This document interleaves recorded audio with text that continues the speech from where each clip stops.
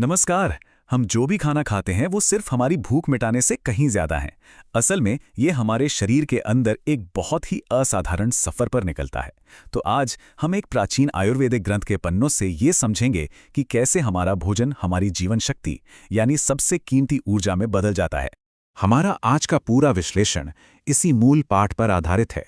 यह हमें सीधे उस ज्ञान से जोड़ता है जो हजारों सालों से शरीर के अंदर होने वाले इस गहरे बदलाव की बात करता आ रहा है। चलिए इसमें थोड़ा और गहरा उतरते हैं। इस ग्रंथ का जो केंद्रीय विचार है वो यही है। इसके अनुसार भोजन सिर्फ एक ईंधन नहीं है, बल्कि ये वो कच्चा माल है जिससे जिंदगी का सार बनता है। ये कोई साधारण प्रक्रिया नहीं है, बल्कि एक तरह की रचना है। इस सफर को समझने के लिए हम इन 5 पड़ावों से गुजरेंगे। भोजन के सार से शुरू करेंगे, फिर वो 7 चरणों वाला ट्रांसफॉर्मेशन देखेंगे, शरीर के परम सार को जानेंगे, इस पूरी प्रक्रिया में कितना वक्त लगता है ये समझेंगे, और अंत में जीवन शक्ति के मूल्य पर बात करेंगे। तो सबसे पहले ये समझते हैं कि जब खाना पच जाता है तो शरीर में सबसे पहले क्या बनता है। समझिए, यहीं से सारी कहानी की शुरुआत होती है। इस पूरी प्रक्रिया को समझने की जो चाबी है वो धातु शब्द में छिपी है। आयुर्वेद के हिसाब से धातु वो 7 फंडामेंटल टिश्यूज हैं जो न सिर्फ हमारे शरीर को बनाते हैं, बल्कि उसे पोषण देकर जिंदा भी रखते हैं। ग्रंथ के मुताबिक डाइजेशन के बाद खाने का जो सबसे पहला सार बनता है उसे रस कहते हैं।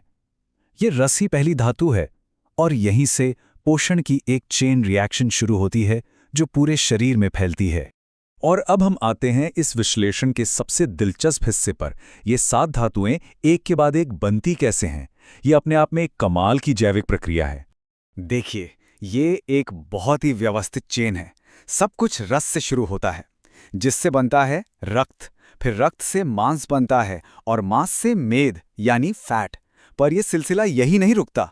मेद से बनती हैं अस्थि यानी हड्डियां, अस्थि से बनता है मज्जा, और आखिर में मज्जा से शुक्र धातु बनती है। हर अगली धातु अपनी पिछली धातु के सार से ही पोषण पाती है, बिल्कुल एक चेन की कड़ियों की तरह। तो इस 7 चरण की यात्रा के अंत में शरीर क्या बनाता है? वो कौन सा आखिरी सार है जो इस पूरी मेहनत का निचोड़ है? 7वीं और आखिरी धातु है शुक्र या वीर्य। ग्रंथ इसके गुणों के बारे में विस्तार से बताता है। ये सौम्य है यानी कोमल, श्वेत यानी सफेद, स्निग्ध यानी चिकनाहट वाला, गुरु यानी भारी, और पुष्टिकारक यानी गहरा पोषण देने वाला। ये सारे गुण मिलकर इसे शरीर का सबसे शुद्ध और जीवनदायी तत्व बनाते हैं। लेकिन यह यात्रा यहाँ खत्म नहीं होती। ग्रंथ के अनुसार वीर्य का भी एक और ज्यादा सूक्ष्म, ज्यादा रिफाइंड सार होता है, जिसे ओजस कहते हैं। ओजस को ही जीवन शक्ति का शिखर माना जाता है। ये वो परम ऊर्जा है जो पूरे शरीर में शक्ति और एक चमक भरती है, और इसका निवास हृदय में बताया गया है। अब जो बात सबसे ज्यादा हैरान करती है वो है इस पूरी प्रक्रिया में लगने वाला समय और इसकी मात्रा। ये कोई तेज प्रक्रिया बिल्कुल नहीं है। ये प्रक्रिया कितनी धैर्यवान है, इसका अंदाजा इसी बात से लगता है कि एक धातु को अगली धातु में बदलने में लगभग 5 दिन का समय लगता है। इसका मतलब क्या हुआ?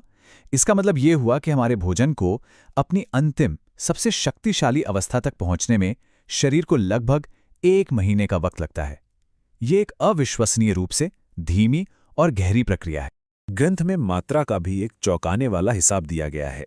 ये पूरी प्रक्रिया लगभग 30 सेर यानी आज के हिसाब से करीब 28 किलोग्राम भोजन से शुरू होती है, जो एक औसत इंसान 1 महीने में खाता है।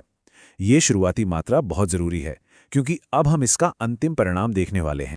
और अब देखिए इसका नतीजा। 1 महीने में खाए गए 28 किलो भोजन से आखिर में सिर्फ 1.5 तोला यानी करीब 17 ग्राम वीर्य बनता है। 28 किलो से 17 ग्राम, ये भारी अंतर ही दिखाता है कि ये अंतिम सार कितना गाढ़ा और कीमती है। तो इस पूरी प्रक्रिया का निचोड़ क्या है? ये ग्रंथ हमें शरीर द्वारा बनाए गए इस सार के मूल्य के बारे में एक बहुत ही गहरी समझ देता है। स्रोत ग्रंथ के एक श्लोक का ये सीधा अनुवाद इस अंतिम सार के महत्व को साफ करता है। इसे सिर्फ एक शारीरिक पदार्थ नहीं, बल्कि जीवन की नींव माना गया है। इस प्रक्रिया के मूल्य को समझाने के लिए ग्रंथ में 2 बहुत ही खूबसूरत मिसालें दी गई हैं। जैसे ढेर सारे दूध को मथने पर बस थोड़ा सा मक्खन निकलता है, या फिर गन्ने के ढेर को पेरने पर उसका मीठा रस मिलता है। ठीक उसी तरह हमारा शरीर भी भारी मात्रा में भोजन को रिफाइन करके इस अनमोल सार का निर्माण करता है। तो अंत में ये सवाल हमारे सोचने के लिए है।